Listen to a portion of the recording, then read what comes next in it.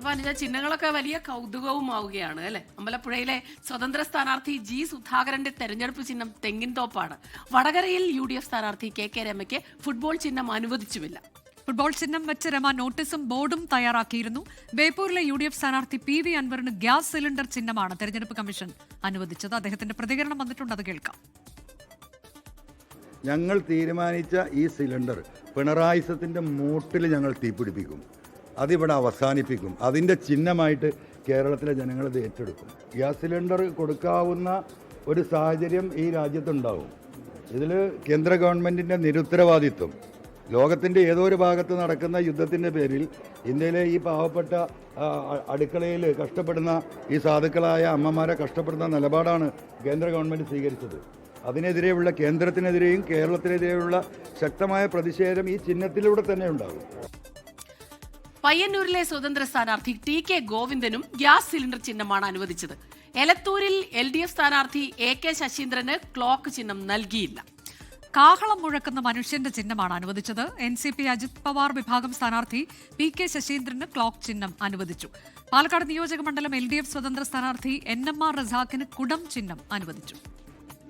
അപ്പൊ ഇന്ന് ചിഹ്നം ഇങ്ങനെ അനുവദിച്ച് കിട്ടിയ ദിവസം കൂടിയാണ്. അപ്പൊ അതിലുള്ള പ്രതികരണങ്ങളൊക്കെ നമുക്ക് നോക്കേണ്ടിയിരിക്കുന്നു. അൻവറിന്റെ പ്രതികരണം നമ്മൾ കണ്ടു. അജി കുഞ്ഞുമോൻ ചേരുന്നുണ്ട് കോഴിക്കോട് നിന്ന് വിവരങ്ങളുമായി. അജി, ശരിക്കും പറഞ്ഞാൽ ഒരു സമഗ്ര ചിത്രം വ്യക്തമായി കഴിഞ്ഞിരിക്കുന്നു. ഇനി അധിക ദിവസങ്ങളില്ല, അവസാന മണിക്കൂറുകൾ എന്ന് പറഞ്ഞതുപോലെയാണ് ഇന്നത്തെ ദിവസം ഈ ചിഹ്നങ്ങളൊക്കെ അനുവദിച്ച് കിട്ടിയത്. അപ്പൊ അതിന്റെ ഒരു കൗതുകത്തെക്കുറിച്ച് ഞങ്ങൾ പറയുകയായിരുന്നു. ഇവരുടെ പ്രതികരണങ്ങൾ കിട്ടിയിട്ടുണ്ടോ നമുക്ക്?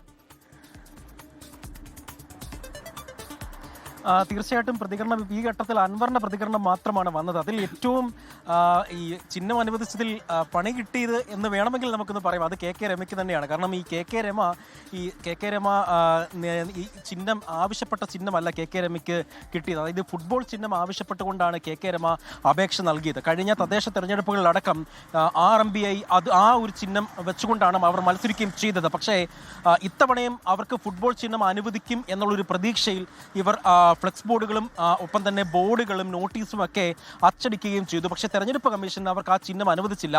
പകരം ടെലിവിഷൻ അനുവദിക്കാനാണ് സാധ്യത എന്നാണ് നിലവിൽ അറിയാൻ കഴിഞ്ഞത്.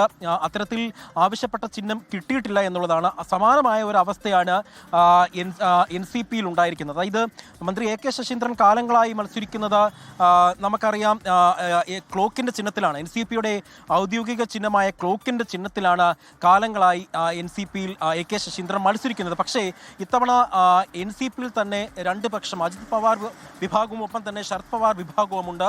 അതിൽ അജിത് പവാർ വിഭാഗത്തിനാണ് നിലവിൽ ഈ ക്ലോക്ക് ചിഹ്നം അനുവദിച്ചിരിക്കുന്നത്. AK ശശീന്ദ്രന് അവിടെ ലഭിച്ചിരിക്കുന്നത് കാഹളം മുഴക്കുന്ന മനുഷ്യന്റെ ചിഹ്നമാണ് അനുവദിക്കുകയും ചെയ്തത്. അദ്ദേഹത്തിന് ക്ലോക്ക് ചിഹ്നം അനുവദിക്കണമെന്ന് ആവശ്യപ്പെട്ടുകൊണ്ട് തെരഞ്ഞെടുപ്പ് കമ്മീഷൻ അടക്കം അദ്ദേഹം പരാതി അടക്കം നൽകിയിരുന്നു. പക്ഷേ തെരഞ്ഞെടുപ്പ് കമ്മീഷൻ NCP അജിത് പവാർ വിഭാഗത്തിനുള്ള PK ശശീന്ദ്രൻ എന്ന സ്ഥാനാർത്ഥിക്കാണ് ആ ചിഹ്നം അനുവദിച്ചത്. അതേപോലെ തന്നെ പാലക്കാട്ടേക്ക് വരികയാണെങ്കിൽ പാലക്കാട് LDFന്റെ സ്വതന്ത്ര സ്ഥാനാർത്ഥിയായ NMR റസാഖിന് കൊടച്ചിഹ്നമാണ് അനുവദിച്ചിരിക്കുന്നത്. നേരെ കണ്ണൂരിലേക്ക് വരികയാണെങ്കിൽ പയ്യന്നൂരിലെ സ്വതന്ത്ര സ്ഥാനാർത്ഥി TK ഗോവിന്ദനും ഗ്യാസ് സിലിണ്ടറാണ് അനുവദിച്ചിരിക്കുന്നത്. ബേപ്പൂരിൽ PV അൻവറിന് അനുവദിച്ചിരിക്കുന്ന അതേ ഗ്യാസ് സിലിണ്ടർ തന്നെയാണ് TK ഗോവിന്ദനും പയ്യന്നൂരിൽ അനുവദിച്ചിരിക്കുന്നത്. ഇന്ന് പത്രിക പിൻവലിക്കേണ്ട അവസാന ദിവസം തന്നെയായിരുന്നു. പത്രിക പിൻവലിക്കേണ്ട അവസാന ദിവസമാണ് ഈ ആളുകൾക്ക് ചിഹ്നം അനുവദിച്ച് നൽകുന്നത് എന്നുള്ളതാണ് ഏറ്റവും എടുത്ത് പറയേണ്ടത്. എന്തായാലും ഈ ഘട്ടത്തിൽ ഒരു കാര്യവും കൂടെ ഒന്ന് പറയാനുണ്ട് സ്മിത, അനുജ. അതായത് ഈ അപരന്മാരുടെ ഒരു ഭീഷണി ഈ സ്ഥാനാർത്ഥികളെ സംബന്ധിച്ചിടത്തോളം വലിയ വെല്ലുവിളിയായിരുന്നു. PV അൻവറിന് 4 അപര സ്ഥാനാർത്ഥികളാണ് ഉണ്ടായത്. ഈ 4 അപര സ്ഥാനാർത്ഥികളും പത്രിക പിൻവലിച്ചിട്ടില്ല. മന്ത്രി PA മുഹമ്മദ് റിയാസിന് 3 അപര സ്ഥാനാർത്ഥികൾ ഉണ്ടായിരുന്നു. ആ 3-ൽ 2 പേരും പത്രിക പിൻവലിച്ചിട്ടില്ല എന്നുള്ളതാണ് ഈ തെരഞ്ഞെടുപ്പിലെ മറ്റൊരു പ്രത്യേകത. സ്മിത, അനുജ.